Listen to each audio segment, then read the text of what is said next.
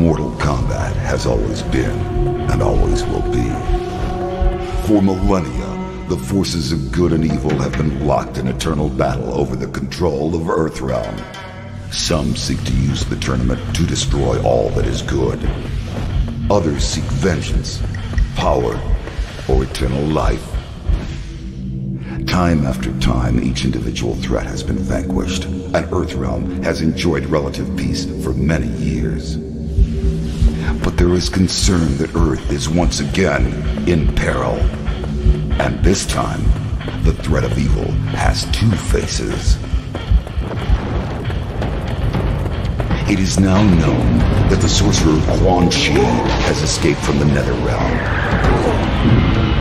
Since his escape, Quan Chi has unlocked the secret of the ancient runestone, discovered the ancient undefeatable army of the long-forgotten Dragon King, and most disturbing of all, formed an alliance with one of our deadliest enemies, Shang Tsung. With their combined strength, they plotted to overpower the only two beings who could prevent their total domination of the two realms. The first was the Emperor of Outworld, Shao Kahn. In a false show of allegiance, they sprung their attack.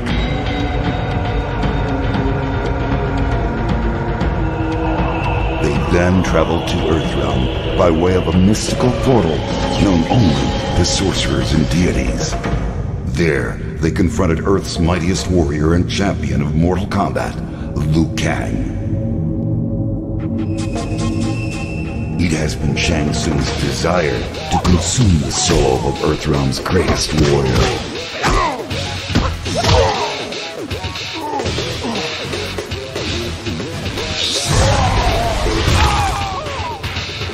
With Quan Chi's assistance, he achieved this goal.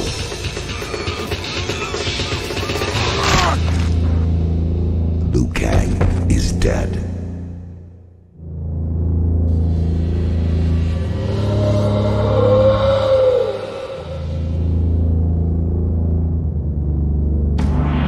They have since returned to Outworld and are using the souls of conquered warriors to resurrect the Dragon King's undefeatable army. Should they succeed, they will have the means to conquer Outworld and eventually Earthrealm. They will be unstoppable. I can no longer stand idly by and watch this evil consume the world. I have relinquished my status as Elder God to return to Earth and lead you all to battle against our old adversaries. We must act now. We must stop this deadly alliance.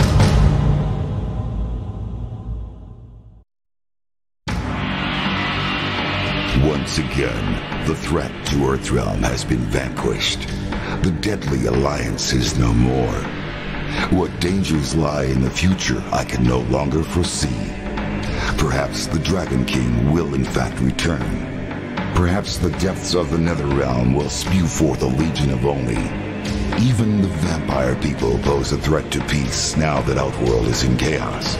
But one thing is certain. Earthrealm must be protected. I have abandoned my status as Elder God to aid these mortals and act defiant of the heavens. I will instead remain here on Earth as God of Thunder.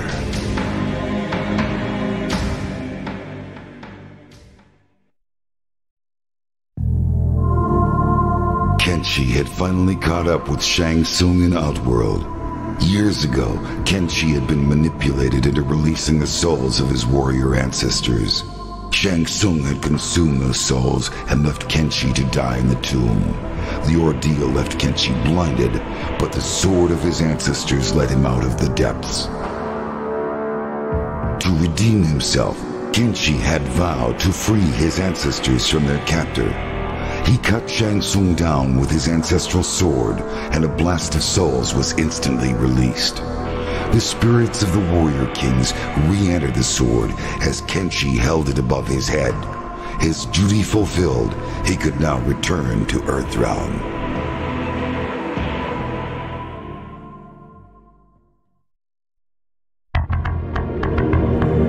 Kitana's longtime enemy Shao Kahn was dead, and the alliance between Shang Tsung and Quan Chi was defeated with the help of warriors from Earthrealm. Although there was peace once more throughout the realms, all was not right for Kitana.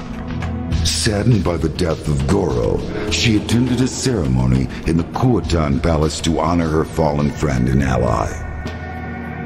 Following Shokan tradition, Prince Goro's body was lowered into the molten rock contained within the throne room itself. As Kitana said goodbye to her wartime ally, she also held a moment of silence for Liu Kang, and secretly wished he had joined her in Edenia so many years ago.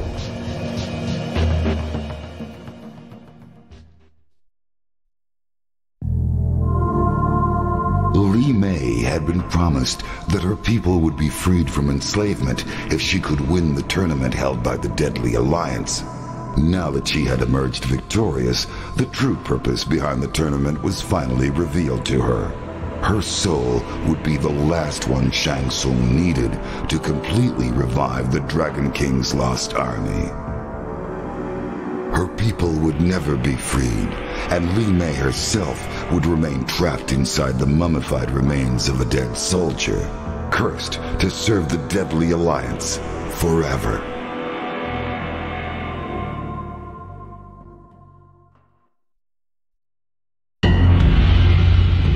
Kano and Sonya had fought before. Although Kano was humiliated by his defeat at her hands so many years ago, this time the outcome would be different. Kano had stolen Quan Chi's amulet at the request of Shang Tsung. With the amulet in his possession, Kano came to the realization that he was now in total control of the revived undefeatable army. Rather than hand the amulet and the army over to Shang Tsung, Kano kept them for himself and used the army to ambush Sonya, ending their long rivalry once and for all.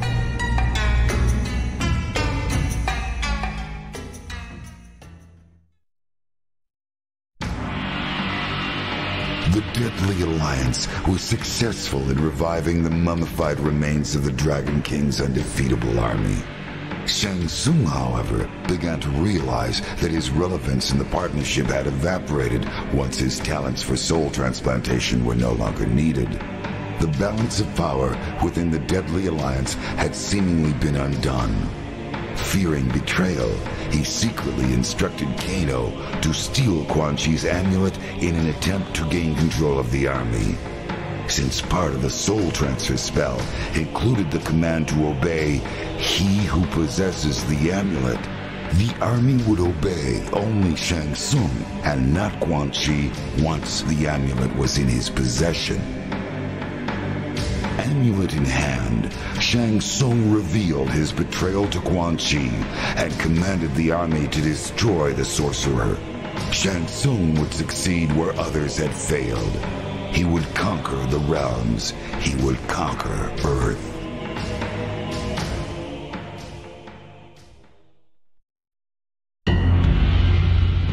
The Deadly Alliance was successful in reviving the mummified remains of the Dragon King's undefeatable army.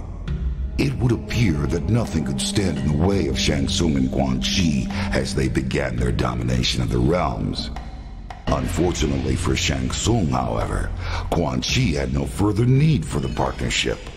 Once Shang Tsung had finally revived the last of the mummified warriors, Quan Chi closed the portal to the heavens and effectively shut off Shang Tsung's endless supply of souls.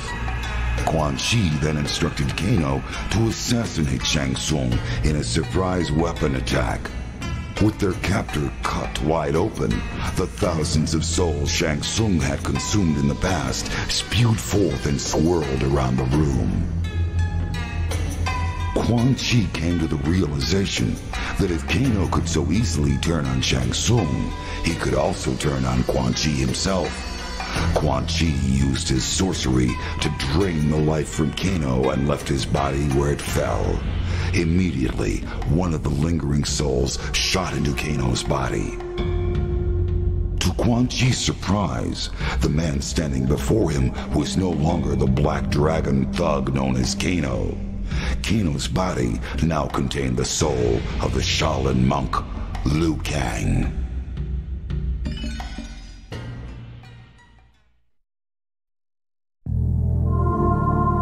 The hunt for Quan Chi had led Scorpion to the palace of Shang Tsung. Scorpion entered the palace through a hidden passage. As he made his way through the lower levels, he was discovered by the two Oni he had previously encountered while in the Netherrealm. Shang Tsung had secretly allied with Moloch and Drahmin as a backup defense against Quan Chi. The two Oni had been hidden in an underground chamber and were periodically fed mortals to keep them satisfied. Scorpion fought well, but was overpowered by Moloch and Drahmin. Although they could not consume the ninja specter, they devised another means for eliminating their foe that would satisfy their cruel nature. The Oni brought Scorpion before the portal to the heavens that Shang Tsung had tapped as a source of limitless souls. They hurled him into the Solnado, and his hellspawn body was ripped apart by the purity of that realm.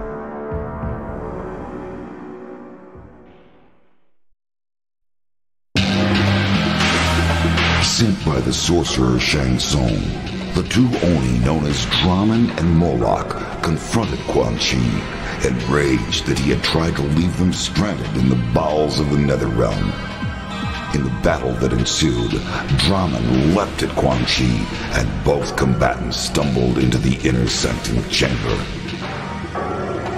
Moments later, Drahmin emerged from the chamber, altered from his previous form.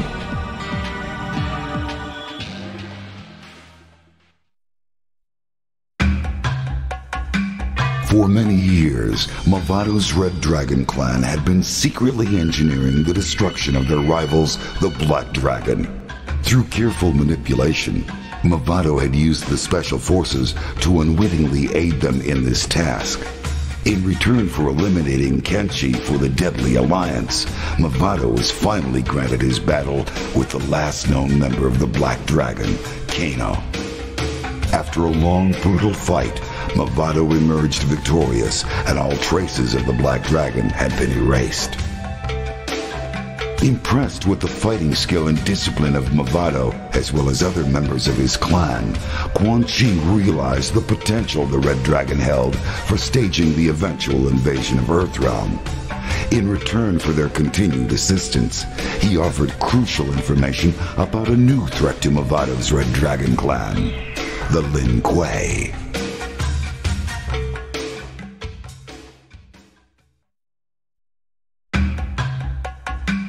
After the destruction of the Deadly Alliance, Sonya searched for the missing Special Forces agent Kenshi. She finally discovered him badly beaten and near death, apparently from hook-like wounds in his ribcage. She managed to return him to the rendezvous point where I transported them back to Earthrealm. Upon her return, Sonya was promoted to General and given a choice of command. She handpicked a team to deal with new terrorist threats located on Earth, while in Outworld, Special Agent Kenshi had learned of a new threat to peace. The Red Dragon had awakened.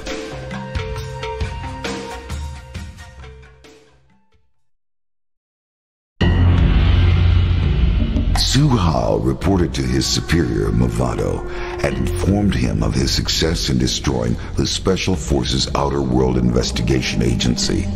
Mavado then informed Hsu Hao of his next objective. It seemed that Quan Chi was proving to be a powerful ally and was willing to aid the Red Dragon in its quest for domination of Earth. In a show of good faith, Mavado agreed to destroy Quan Chi's enemies. The sorcerer suspected betrayal from Shang Tsung. There was evidence that Shang Tsung had allied with the two Oni, known as Moloch and Drahmin. Hsu Hao's new orders were to eliminate the sorcerer Shang Tsung before the Oni eliminated Quan Chi.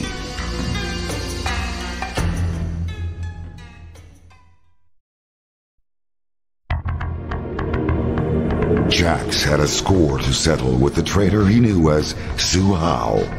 Now revealed to be a member of the Red Dragon, Hsu Hao had infiltrated the Special Forces Outer World Investigation Agency and destroyed it with a miniature nuclear weapon. Making good on his promise, Jax eventually caught up with Hsu Hao and ripped the implant from his chest in retribution.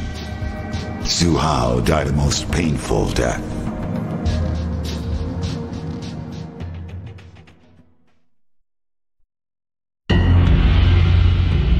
Rage fueled Kung Lao's thirst for revenge.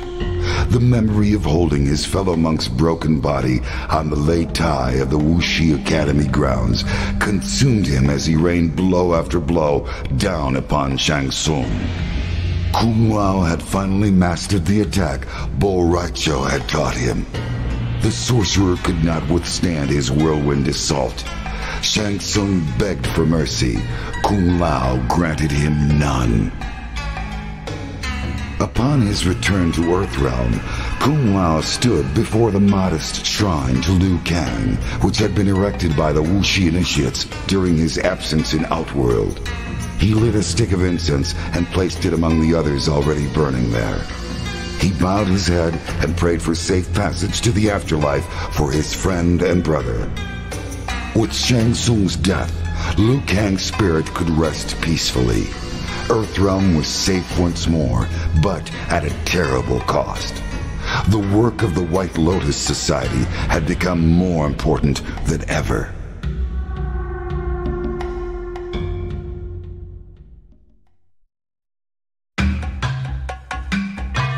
Rai Cho looked gruff, but beamed inwardly. With their victory over the Deadly Alliance complete, he and Kung Lao had liberated Outworld from its latest threat.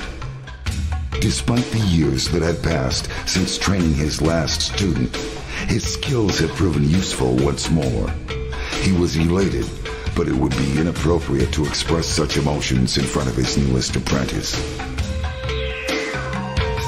Kung Lao invited his master to return with him to Earthrealm to teach more warriors at the Wuxi Academy. The success of his apprentice gave him renewed confidence in his training skills and, for the first time, a clear purpose in life. Rai Cho offered only token resistance. He accepted the offer because the defenders of Earthrealm could certainly use his help, but more importantly, because Earthrealm's rice wine put Outworld's liquor to shame.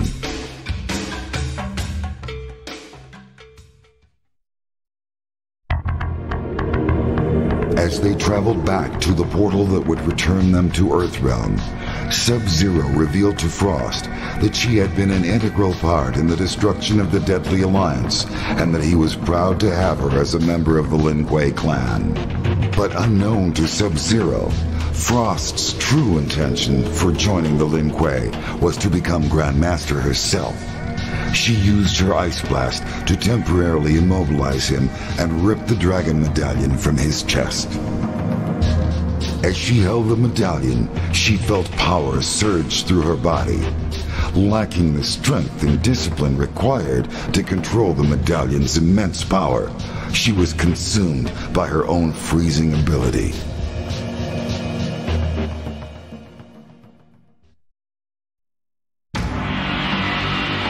After defeating the Deadly Alliance, Sub-Zero returned to the new temple of the Lin Kuei with the severely injured ninja, Frost. A short time later, I visited the temple to commend him for his victory in Outworld and to express my gratitude for all his assistance. With Sub-Zero now the Grand Master of the Lin Kuei, Earthrealm will be well protected.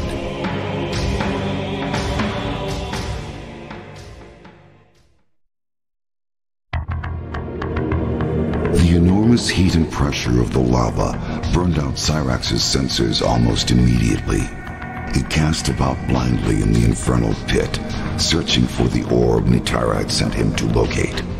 Cyrax found it resting upon a small submerged pedestal beneath the molten depths. As soon as he clambered to the surface, she demanded he hand over the orb. Nitara had promised to return Cyrax to Earthrealm once the orb had been retrieved. Taking her necklace in hand, she uttered a mystical incantation. A swirling portal opened around Cyrax had he only had time for a solemn bow before he was swept into the gateway.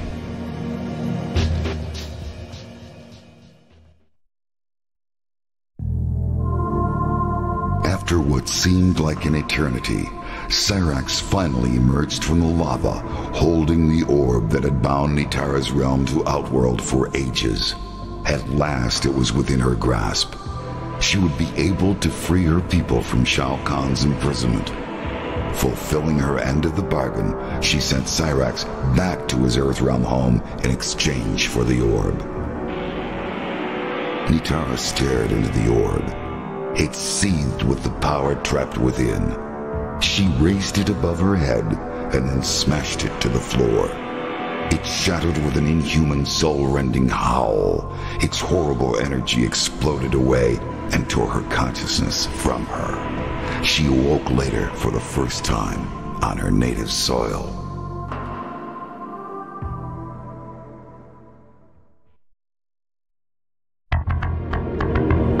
Despite the strong sulfurous stench that filled the chamber, Reptile could smell that Nitara and Cyrax had been there recently.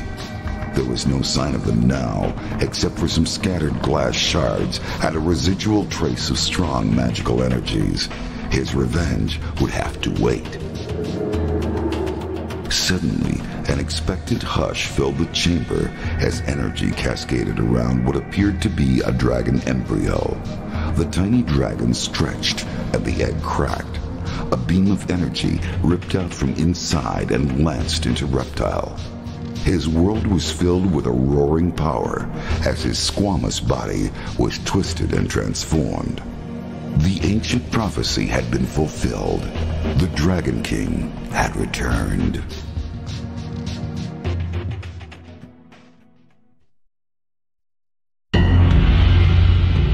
Having been enslaved through sorcery to guard the molten incubation chamber, Blaze was finally freed once the dragon egg had hatched.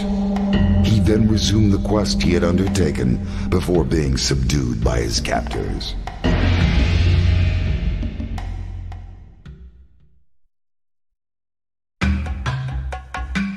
Upset by the way his adventures had been portrayed in the past, Johnny Cage found a loophole in his contract and left MCM Studios during the production of Mortal Kombat: The Death of Johnny Cage. He then used his own money to fund the production of his next movie, which is rumored to be the true story of his latest adventures in Outworld. Mortal Kombat: Deadly Alliance broke all records in its first weekend in theaters and made Johnny Cage extremely wealthy. The movie told the true story of how Johnny Cage single-handedly saved the world from the threat of Quan Chi and Shang Tsung's deadly alliance.